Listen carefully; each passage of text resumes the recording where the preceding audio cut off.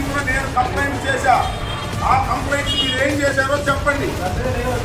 Legal opinion కాదు, ఏమి తీసుకున్నా మీరు 14 days లోపల అకార్డింగ్ టు చట్టం PNSS ప్రకారం 14 రోజుల లోపల మీరు అది విషయంగా చేయాలి, లేక సమాధానం చెప్పండి.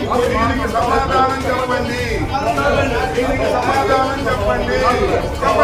ఆ ఫిర్యాదులపై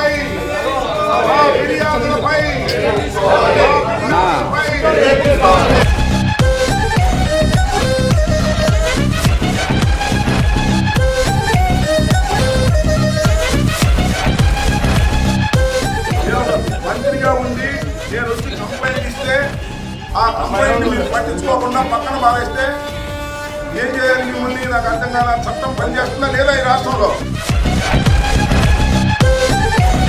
నేను మాజీ మంత్రిని, న్యాయవాదిని.